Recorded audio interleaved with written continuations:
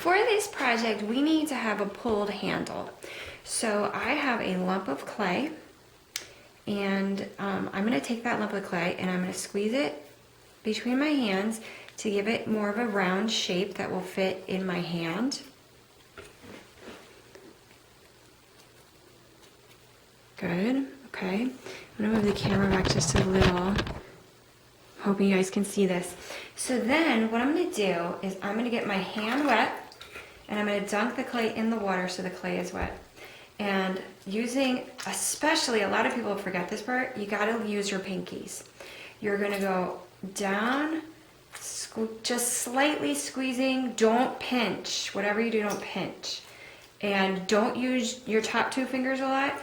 You're using mostly your pinky finger and your ring finger, and that's where all of the pressure is coming from. And right away you'll notice that mine is beginning to taper and get longer. If you feel like your clay is dry at all, your hand gets dry at all, dip right into the water. Everything has to be very, very wet to do these handles. So you don't even want to get started unless you have a nice bucket of water.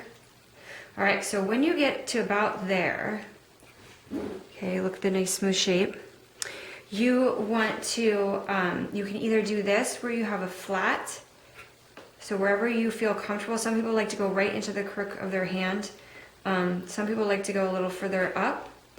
You want to flip sides a lot so that your two sides are even, but now you want to do flat to give your piece a nice flat shape. The edges flat. And then when you feel like your piece is your handle is as flat as you want, this is my technique. What I like to do is like a ponytail. You put your thumb and your other hand on the back and you curve it through your hand. And then you do it the other way. And I like to do this a couple of times and then flip it over and do the other side. And you will find that it creates a beautiful curve to your clay. Now, if you get a lump at the bottom, stop, pinch it off, put it to the side. That's totally fine. That happens a lot. Now, this pulling of handles, a lot of people hate it. Some people refuse to do it because they just hate it so much.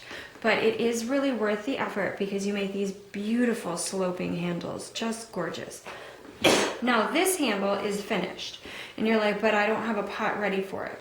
That's fine. You're gonna need a couple of handles so that you can pick between them, and your pot is really, really small. So when I'm looking at this piece, I may only need one this big for this little tiny bowl I'm putting it on, but you may wanna cut it a little longer because you're just gonna play with it.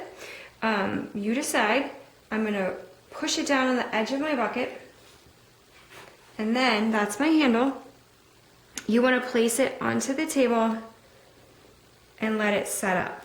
Some people like to do it like that and just let it set up. Some people will put it on top of something. So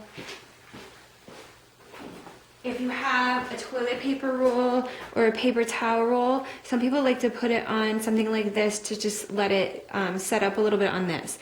But if you put it on something like this, I would put like a little piece of plastic wrap on it because a lot of people will get it stuck on here and then be very sad when it comes off and it doesn't look very nice.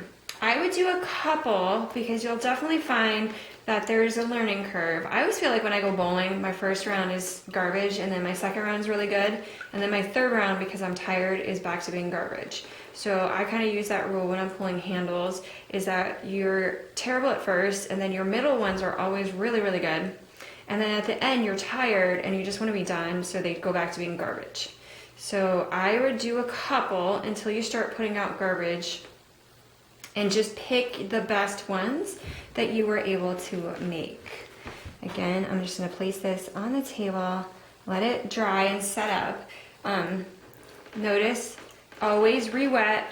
Most people mess up in that they're pinching too hard with their thumb and forefinger, and they're not using wet enough hands when they do this, and that's usually where they get really frustrated. The more you do this, the more even they get. So at first they will be uneven where one side is thicker, and that's just because you're right or left hand dominant, and so you tend to forget to flip it over like that, and so it'll look a little uneven. I definitely find that this technique where I do like a little ponytail move, that for me helps with that unevenness because it kind of pulls it in a very even way. So I'm gonna make 3 and I'm gonna declare myself finished. I'm gonna poke this one a little bit. And I'm gonna leave them there to set up. So I'll see you back in a little while and we'll start putting this thing together.